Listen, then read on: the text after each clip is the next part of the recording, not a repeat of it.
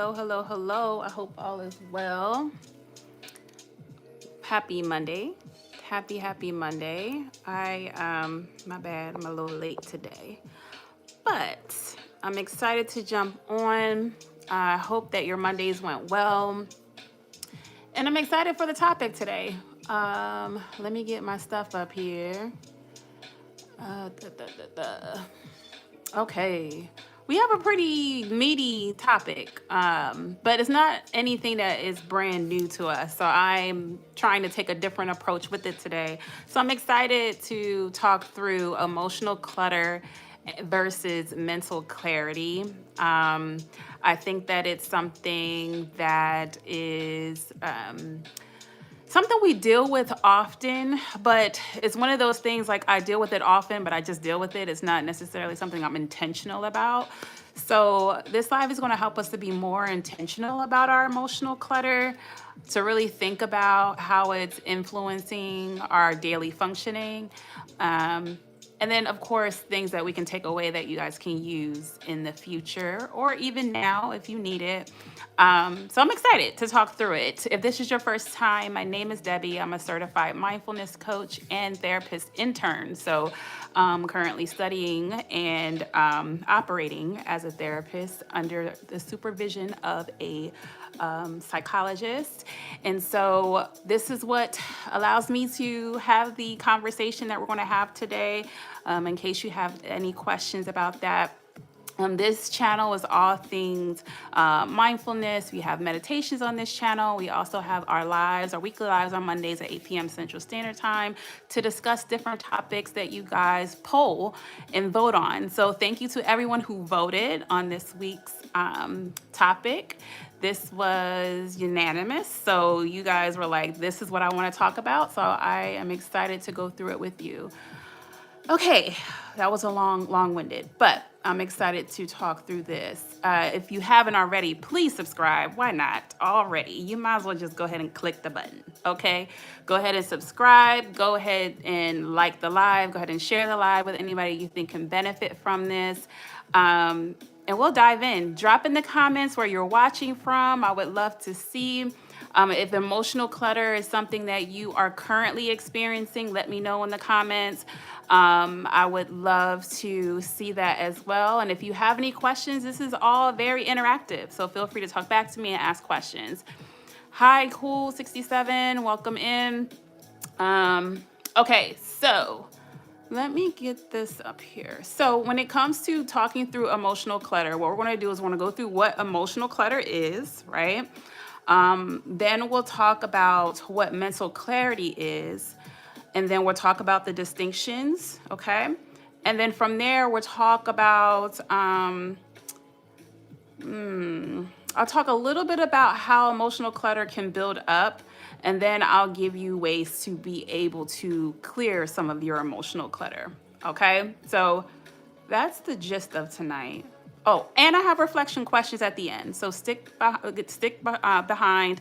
Make sure to, hi, Mark, welcome in. Make sure to stay behind when it comes to the reflection questions at the end.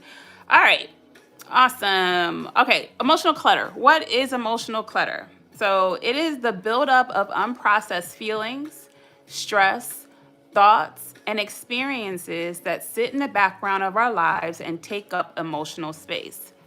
That's the clearest definition. Emotional clutter is the buildup of unprocessed feelings, stress, thoughts, and experiences that sit in the background of our lives and take up emotional space. It's the conscious and subconscious, right? It shows up in many different ways. So understanding that emotional clutter may look different from person to person. Understand that it looks different for you and it may show up in other people in different ways. So that may be one person may become more numb and withdrawn, and they may be more depressed or sad, or they may just be detached from whatever's happening, whether it be in that situation or just in general, or just the feeling of emptiness, right? For other people, it may be high levels of anxiety, high levels of frustration, unable to concentrate, easily irritated or irritability, strong, very strong emotions. Every emotion is extremely strong. So it may show up in people differently. And so it's important to understand not just what emotional clutter is, but also like what it looks like for you. Sometimes emotional clutter is high productivity, just working really, really hard and doing a whole lot of things until you burn out, right? So it can look different in many different ways. So when it comes to, okay, cool, 67, awesome. So when it comes to emotional clutter, what it can look like, right? Never ending conversations or loops in your head about the same situation, right? It just loops over and over again. It's an instant replay, right? So when it comes to that, never ending conversations, loops in your head on the same situation, piled up daily stressors that impact your daily functioning. So you're stressed to the point where you're unable to operate on your day to day, right? So just knowing and understanding that if your daily functioning is not as easy as it used to be, or it was not as functional as it used to be, that may be a huge indicator of emotional clutter. Holding emotions you never expressed. So you feel all of these emotions, but in your body, but you just don't know what to do with them. Feeling overwhelmed, but not knowing why. Irritability, frustration, and confusion without clear cause. Emotional heaviness, numbness, depression without a clear cause. Your mind never feels quiet. It feels really crowded in the mind often. Small things feel overwhelming and it's hard to concentrate, right? So if it's hard for you to do like little tasks that you used to be able to do easily, and now all of a sudden those tasks are huge and they're really hard for you to do, that may be some emotional clutter you're experiencing. You struggle to relax or care for yourself, right? Unable to do any type of self-care. And even self-care may seem like hard work or a waste of time, right? So those are some indicators. I'm pretty sure there's plenty more than that, but those are some indicators of emotional clutter. So just to understand, emotional clutter often happens when emotions are suppressed, avoided, or delayed, okay? Instead of being processed. It's your brain bringing thoughts or emotions back because they are unresolved, all right? Does emotional clutter include the intrusive images and loops from trauma? Absolutely. Absolutely, because that's adding to your nervous system, is impacting your nervous system. So one thing to understand about intrusive thoughts and emotions, they're created in your mind, and then your mind filters them to your nervous system, and then your nervous system disperses that to your body. So anytime that you're having these loops in trauma, your nervous system can be articulating that as the trauma actually physically happening over again. So it's going to impact your nervous system again to where it's going to disperse those emotions into your body. So it's important to understand that your nervous system is how your body regulates itself. And so when your brain is overloaded, your nervous system is overloaded. And so your body is overloaded. So that's what makes the emotional clutter feel so daunting or so heavy at times, because it's not just in the brain, it's not just in the mind, it's also filtering through your body. Okay. I hope that answers your question well and gives you some additional context. Okay, so where was I at?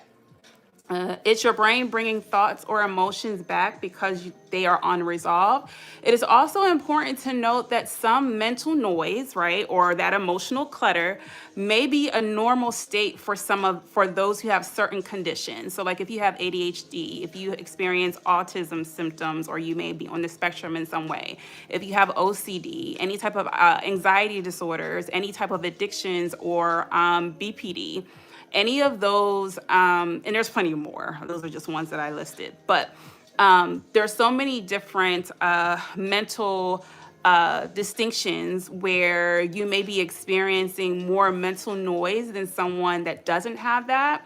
So this isn't all about eliminating emotional clutter. It's more so about finding ways to regulate and manage it and to notice when it's happening, because sometimes we just allow these things to happen and then we have these strong emotions and don't really know what to do with them. But this is more so giving you a way to manage it.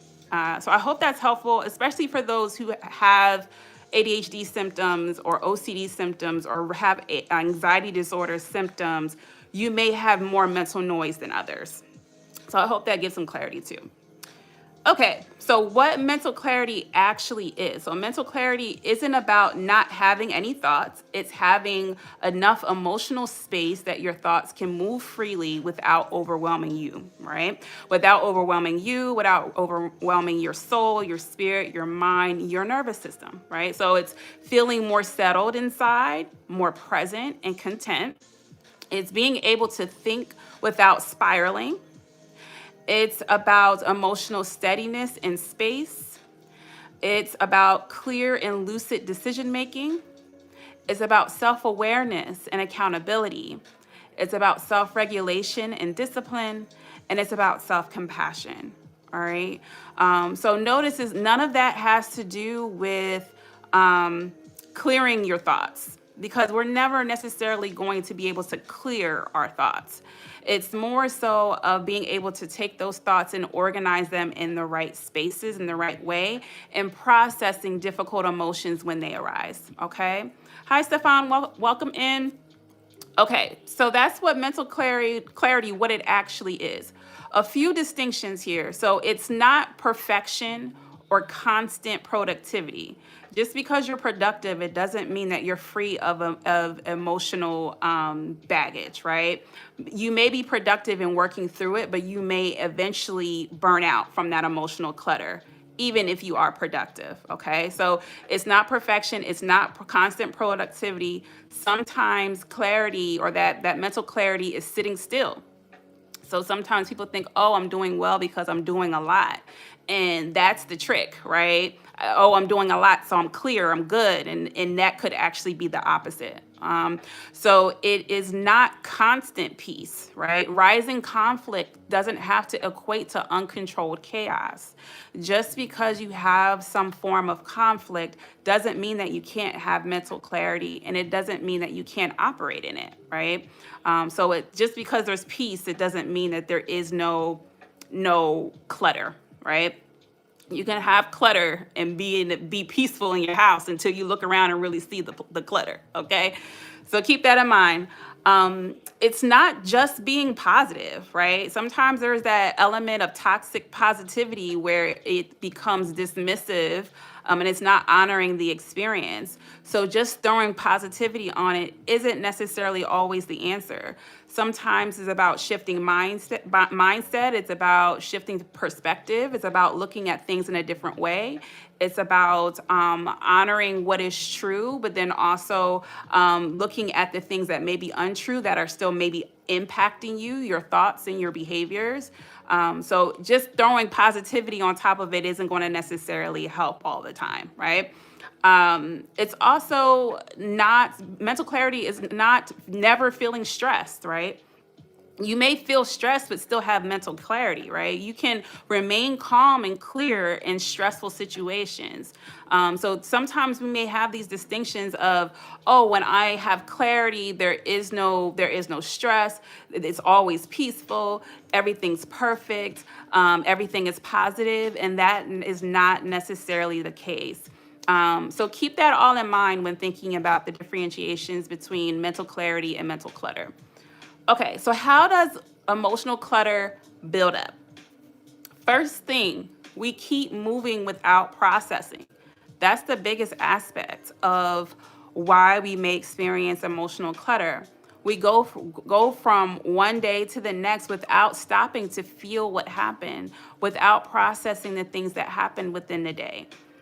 We just go from day to day. We just go through and live the life, and we allow everything to pile up. And then eventually we'll get to a day where it just all blows up, or we burn out, or, everything just kind of falls apart in one day because we're not necessarily processing it. Bro, is it Lilac? My brain is fried today, y'all. Guilty. Okay, yes, I'm guilty too. I say this as somebody that has ran into this multiple times. Okay, so it's definitely, you guys are not alone. What? I don't know if I'm getting what you're putting down, Cool 67, but okay. So yeah, so we keep moving without processing, meaning we go from one day to the next without stopping to feel what happened. That's number one. Another way that emotional clutter builds up is avoidance, right? Avoidance just feels easier. It's just easier to distract ourselves. Okay. Oh, okay. Got it. Got it. Okay. So avoidance just feels easier. Sometimes distracting yourself is just makes it easier for you to deal with in the moment. But the more that you avoid and distract yourself, eventually it's still going to pile up and get to a point where you have to process those emotions and feelings. So yeah, there may be times where you have to compartmentalize, right? Where it's okay, this situation happened. I can't deal with it right now. I have to deal with this in the moment. So let me deal with these things and then I'll come back to it. That's understandable, but there's some times where we compartmentalize things and then we leave them in the compartment and we never go back to deal with it. And then those compartments just kind of build up, build up, build up, and just looking like builder blocks, like Legos, until you have to, now you have built up this big wall of all of these emotions and things that you need to deal with. And just like maybe even Jenga pieces, and once you get to a point where you build it all the way up, you start pulling them out, everything else just kind of falls to the ground. So just understanding that even though avoidance feels better or it's easier to just avoid, not allowing that to overwhelm or build up to a point where you're boiling over, and now you have all of this mess to clean up and pick up. Okay. The third way that emotional clutter builds up is high functioning stress. So you can be productive and still be emotionally crowded, right?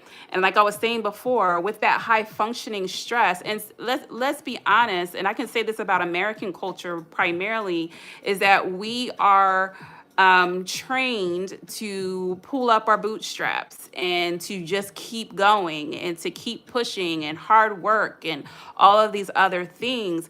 And because we have these high functioning mentalities, and that productivity, right? We begin to overwhelm our nervous systems, and it works for a while. I think that's the biggest trick, right? It works for a little bit, but then eventually we crash. And so the crash is so much heavier because we allowed it to pile up versus us taking little bits and pieces each day of processing. So that way we're not overwhelming our systems to the point of no return, right? So yeah, those are the three main areas. Again, there's probably a lot more. If there's any more that you guys can think of, feel free to drop them in the comments. But those are the core ones that I found. Hi Constantine, welcome in. It's like an open loop. The grinding culture, yes. Yes, yes, all of that. Absolutely. And it goes on a cycle, and we stay on that cycle. It's like that hamster wheel that we're just kind of just going and going and going, but we're not necessarily going anywhere, even though it feels like we're going somewhere. And it creates that trick of, okay, I'm productive, I'm doing what I'm supposed to do.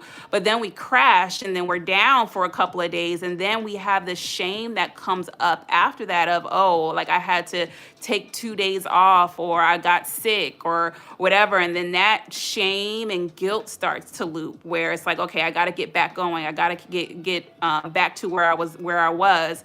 And you get back to where you were, and you're like, okay, I'm here. And then you crash again. So it's like a never ending loop that it's just a matter of finding ways to pull yourself off of the loop. So that way you can have some long lasting stability and sustainability, right? It's something that you're able to sustain. Okay. So that is the three areas of where emotional clutter builds up. So we went through all these things, right? We went through what emotional clutter is. We went through what it's not. We went through what mental clarity actually is and what it's not. And we talked about a few distinctions and how they emotional clutter builds up. Now, ways to clear emotional clutter. Now, granted, when I say clear, we're not necessarily saying that it will eliminate itself. This is more so of just starting to clean up the clutter. It's just like if you have your house and you have just junk, just things just kind of thrown all over the place. You slowly start to pick things up here and there and start to clear the clutter. And then eventually the clutter will be clean. It may be organized and put things in a certain space or place. But this is the way to start doing that. Okay. When it comes to ways to do that, the goal isn't about ridding emotional noise because, like I stated before, some levels may be our default state. Again, those with ADHD, OCD, addictions, things of that matter. There are so many. Mental noise can always be there. This is about finding ways to regulate it. Mental clutter isn't always caused by too many thoughts or feelings. Sometimes it's caused by too many unprocessed thoughts or feelings. So just knowing that the thoughts and feelings will be there, they're going to come, and that's okay. You are a human, like that's going to come up for you. But it's more about those unprocessed thoughts and feelings is what makes it hard to manage and difficult to stay functioning in your daily life, right? Because if I would say if this emotional clutter is impacting your daily life to where you're not able to function in a way that is comfortable, you're not able to function in a way that you are present, that is a way that you're able to do the normal function of your day, then that would be something that you would want to address sooner than later. Okay. So there's 4 ways that you can begin to clear your emotional clutter. Name what you're carrying. Okay. Be honest. Be honest with yourself. Don't allow yourself to fall into denial, avoidance, or dismissive behaviors. Be real with what you're experiencing. Be real about the situations that you're encountering. Be real about your thoughts. Be real about your emotions. Be real about what your needs are and the support that you need.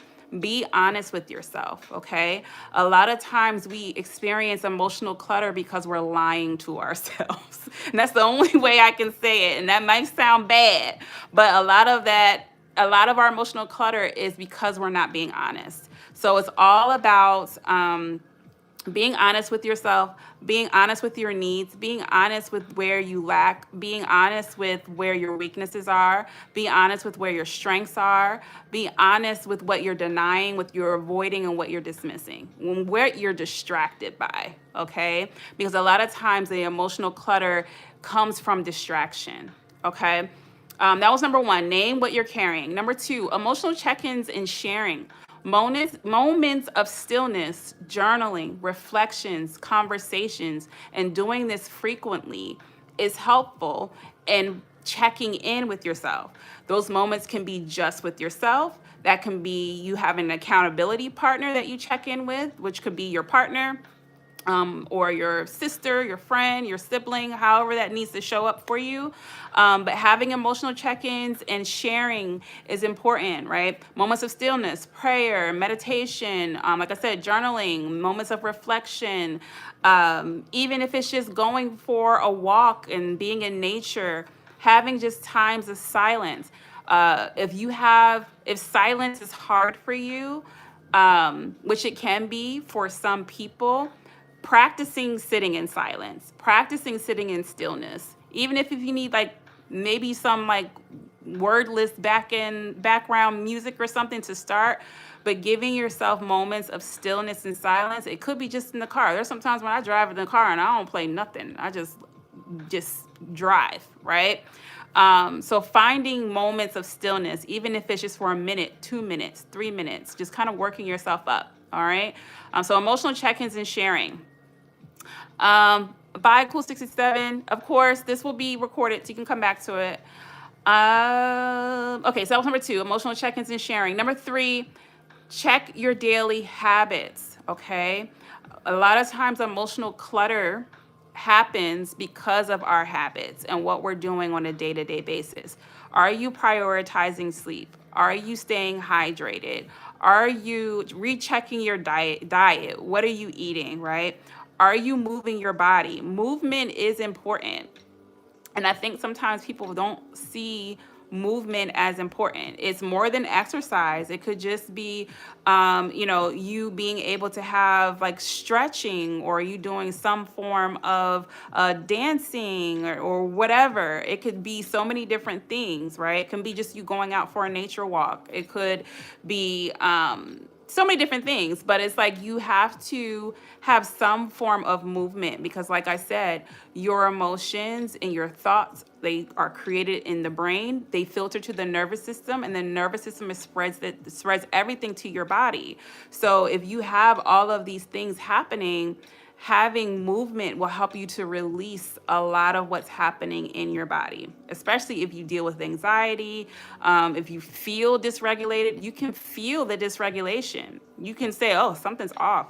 Something doesn't feel right, right? When you have those thoughts pop up and saying like, hey, something's not right with me right now. I don't know, something's wrong. Those are indicators to say, okay, maybe I'm a little dysregulated. I need to do something about that. So yeah, revisit your diet. Make stress management a priority. Sometimes we just see stress as, okay, this is just what life is, instead of actually doing something to manage it at least. So prioritizing stress management, being aware of where you spend your time. What are you listening to? What are you watching? All of those things. I know I say that often, right? But what you listen to the most, what you're watching the most, is going to have an impact on your thoughts and your emotions. Even if you don't believe me, it will have an impact. So if you're having, if your daily habits are things that you are watching that are consistently stressful, or full of anxiety, I'll say, even for myself, I like true crime documentaries. That's my thing. But there are some times where I have to cut that off. Like I can't watch it all the time because that raises anxiety, right?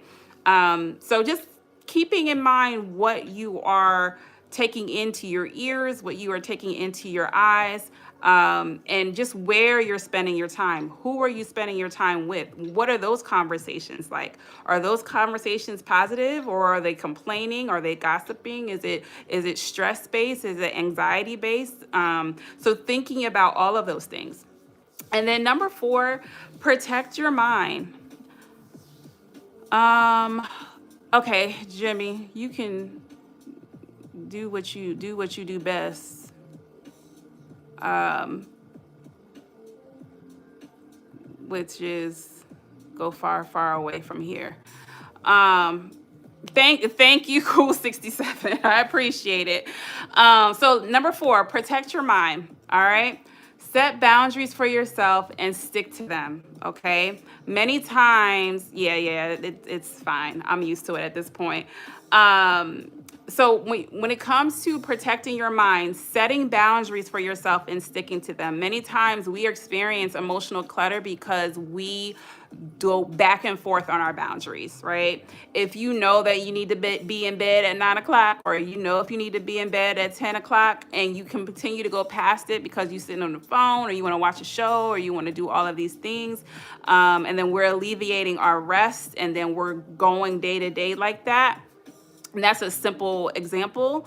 But surpassing your boundaries is what creates that emotional clutter, because you're going past your bedtime, you're not getting an adequate amount of rest, you wake up irritated and frustrated, and now that's how you're going throughout your day. So setting your boundaries for yourself, but also sticking to them, okay?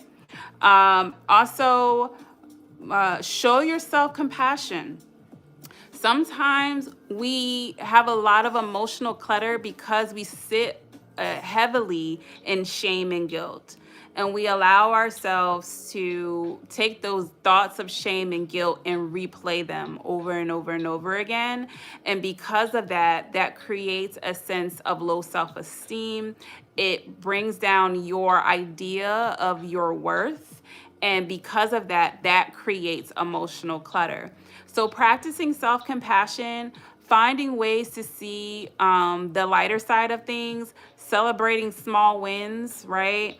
Even if your big wins are very far and few in between, and you're not necessarily seeing the light at the end of the tunnel, celebrating the small things, it could help alleviate some of the shame and some of the guilt that you may be experiencing.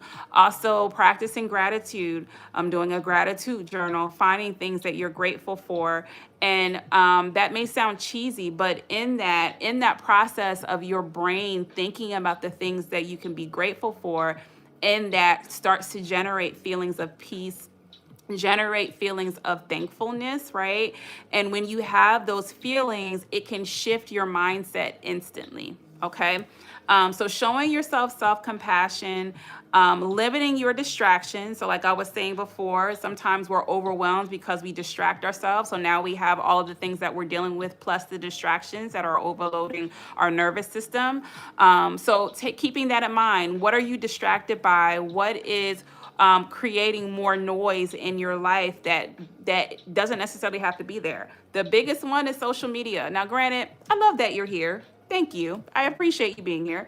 But sometimes the scrolling can create a sense of distraction where you're overloaded with information. I feel like we live at a time where we have too much information. And if you're scrolling for hours and hours, you're loading yourself with information, whether it's important information or not, to the point that you overwhelm your brain. And then from there, you're trying to deal with the stressors of your own life and the stressors of the social media life. And because those two things are colliding, you're overwhelming your emotional state. So being sure to limit your distractions, especially if scrolling, and I say that as somebody that has this issue. Yes, I'm pretty sure, because I feel like even, and then there was a study, I need to pull that study again. It was a study that we take in all of these. Is a certain amount of information we take in if we're on social media, and the amount of things that we're taking in now is overwhelmingly a lot more than what people would have been taking in maybe like 20 years ago. And so our brains may not actually be equipped to handle all of the information that we receive. So because of that, we are in a consistent state of overwhelm. And so creating silent moments, creating space in your day to where you're not taking in anything, gives your brain a break, which is what meditation is, even sleep. Even if it's just sitting in silence, playing something in the background and just allowing yourself to just kind of decompress, anything like that. Giving yourself some breaks throughout the day is important. What was that? Limit your distractions. Focus on facts versus truth versus hypotheticals and potentials. Okay. Sometimes we get distracted with facts and truth versus hypotheticals and potentials. And we loop the hypotheticals and potentials and they have no meaning, right? And we're not focusing on the facts and truths. And because we are trying to make sense of all of these things and make meanings of things that aren't true anyway, right? That creates an overload, okay? It took me a while to realize it was affecting me. Absolutely. It can sneak up on you. I have a hard time focusing. Yeah, absolutely. And that's where sitting in silence can help, or be the beginning to helping you with that, right? And it doesn't have to be like an official like meditation. You can do a meditation. There's plenty of them on this channel. But it's not even, it doesn't even have to necessarily do that. Even if it's just, you just turn everything off, right? I turn off the TV, I put my phone away. Even there, I even thought about too, like there's times where I may play like a YouTube, it's like something on YouTube, or like whether it be like a podcast or something when I'm in the shower, right? I'm in the shower and I may like listen to a podcast. Why not just use that as your quiet time, right? Maybe that's just time that I just kind of decompress. I take my shower, I do my face, I brush my teeth and all of that. Sometimes we have so much clutter all of the time. Do you really need the background noise when you are driving? Do you really need the background noise when you're cooking? Do you really need, like, so just really, it's about introducing it in what you already do, versus you trying to create this whole new schedule. Does that make sense? I hope that makes sense. Yeah. And that makes so much sense, Mark. A lot of times we are overloaded because we have filled our space with things that don't matter. And then when the things that do matter come, they become so overwhelming, right?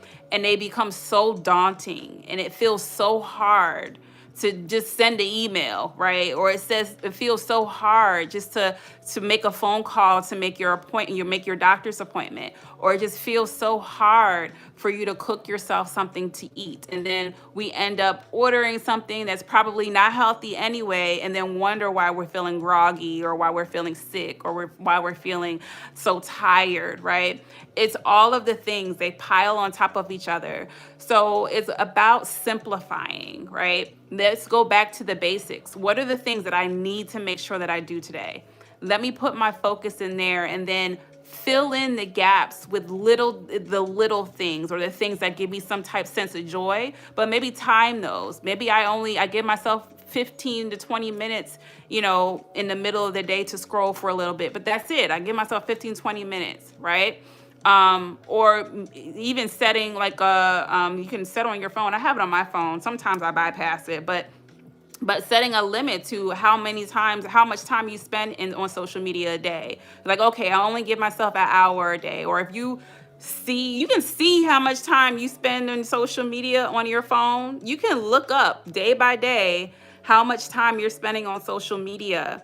And if it's 6 hours or 4 hours on social media, maybe setting the time to 3 hours and then setting it back after a couple of weeks, setting it back to 2 hours, and then maybe a couple of weeks and then set it back to 1 hour, right? If that's something that you really want to stay on top of. But there's a way to do it all. It's just a matter of being intentional about it. I feel like I over talked, but I hope this is helpful.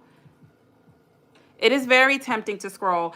And I noticed too that I often scroll without even realizing it. I may pick up my phone and say I need to send an email, pick up my phone, send an email, and then I find myself on social media, right?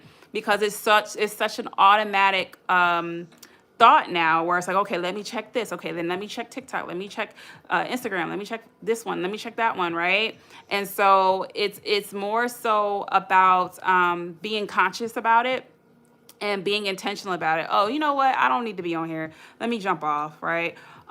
Setting a timer, right? Setting a time frame, right? It's a matter of being really intentional. Yeah, absolutely. And even when like I feel like it also comes up a lot when I'm out and I'm waiting somewhere. Like, so if I go to a doctor's appointment, I'm scrolling. Or if I go to the store and then I'm standing in line, I'm scrolling, right? When I'm going to when I'm, waiting to go into somewhere else, I'm scrolling, right? So just thinking about like, okay, do I need to scroll right now? Do I have to scroll right now? Can I just sit and enjoy where I'm at, right? Um, so yeah. Yeah, including strolling through shorts. Absolutely. It's every social media platform. I'm not even going to hold it to one versus the other. They all are using the same not the same algorithm, but they are using an algorithm. And I forget, it might have been a psychologist that said this, but they were saying that now the goal with the algorithm is to create a fence, to build up a fence. And so they push out content that is offensive, right? Or can be deemed as offensive to a certain group of people. So if you're scrolling over and over and over again and then wonder why do I feel so dysregulated?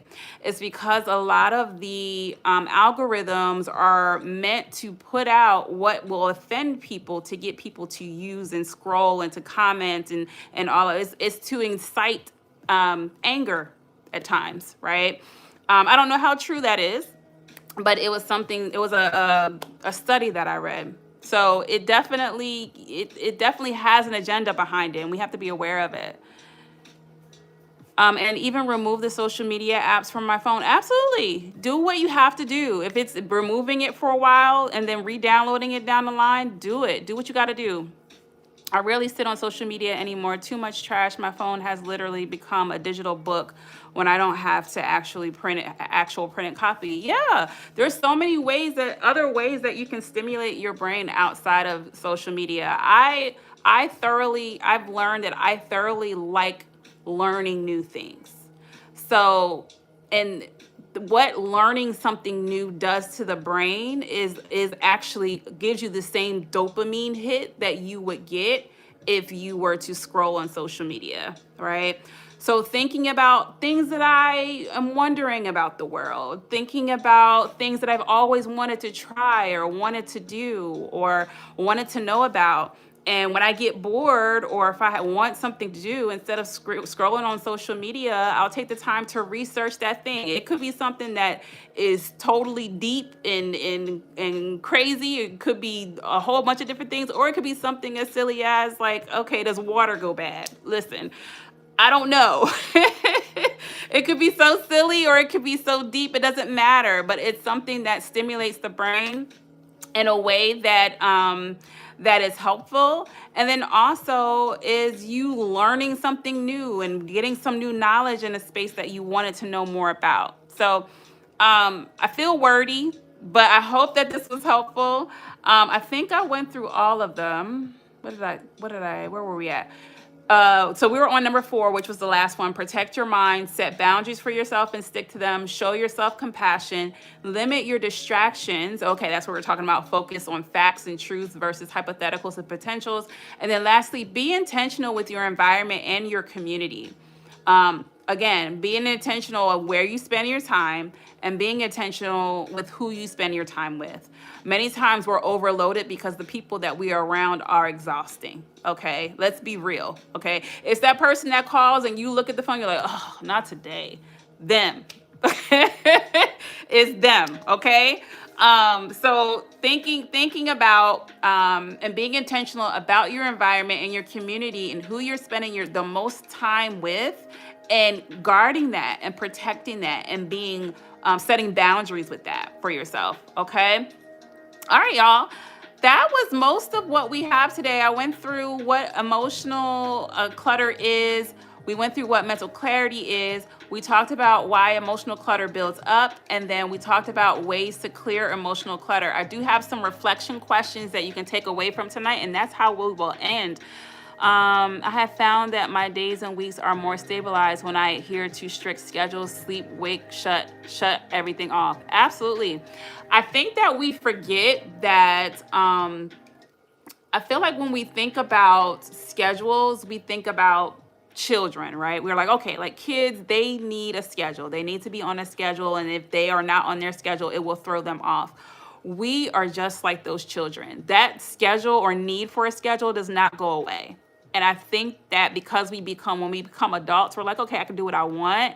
And because of that, that has put us in a state of mind of chaos because we don't have a clear structure and a clear understanding of what we should or shouldn't be doing from day to day.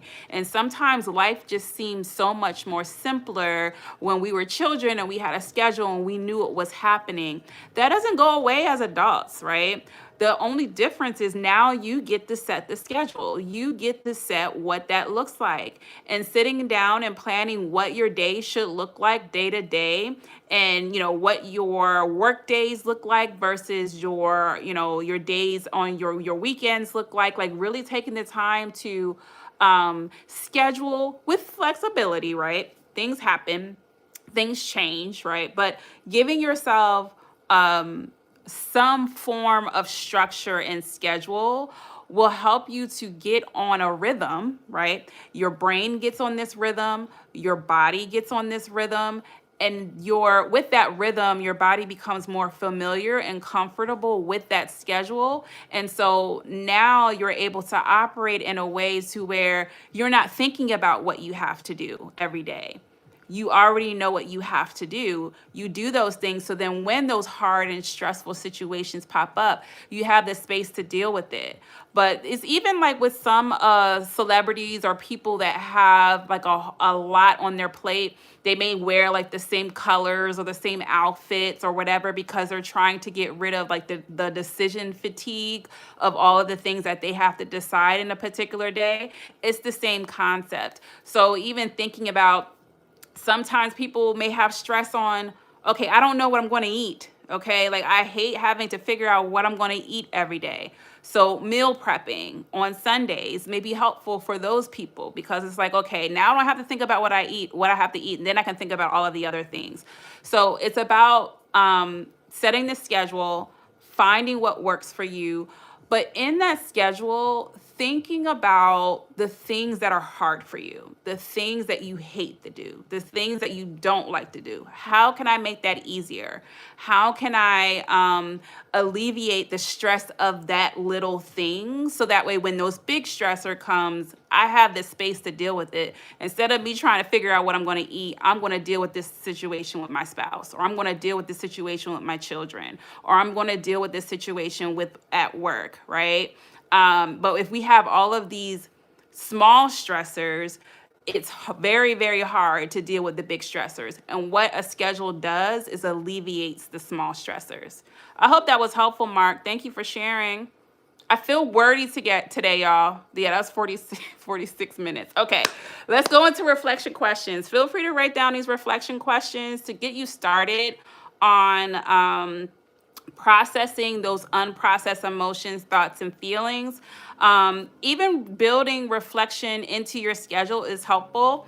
And if you have something that you do daily that is like a quick reflection, and I'm talking about sentences, y'all. It ain't got to be something you can do in 15 minutes or 10 minutes, not a long drawn out reflection. Okay, so I don't have them written down, but I can give you guys questions if you want them for your daily check-ins. But okay, so for reflection questions, what has been taking up the most emotional space in my life lately? What has been taking up the most emotional space in my life lately? Yes, absolutely, Bruce. I pray in the mornings and in the evenings. Absolutely. What has been taking up the most emotional space in your life lately? That's question number one. And then question number two, what hasn't had space yet? Okay. What hasn't had space yet? All right. So this is about figuring out what emotionally has been taking up a lot of space. And because of it taking up a lot of space, the next question is, what hasn't had the space? What have I not processed? Right? So for example, what may be taking a lot of emotional space is my job, right? My job is taking up a lot of emotional space. It's stressful. Like I'm not having, the best time at work this week. Everything's falling apart, right? That's taking up the most space. What hasn't had enough space yet, maybe I am not able to take care of myself. It's hard for me to get up and brush my teeth and wash my face and wash my hair and do all of the small things that I need to do for myself.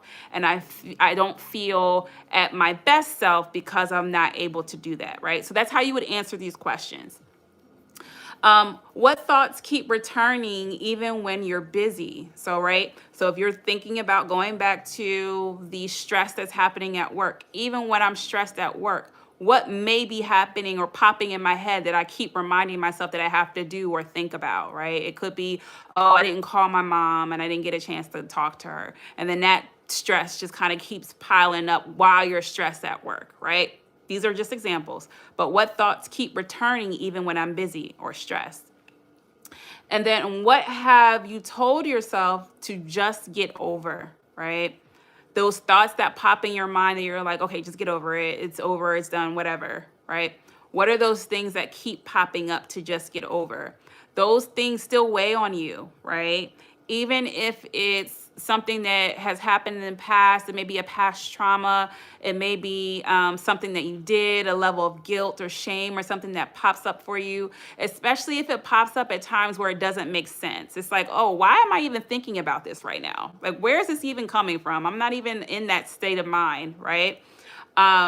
Thinking about those things that pop up, those are weighing on you. There's emotion there. There's something that still needs to be processed. Okay.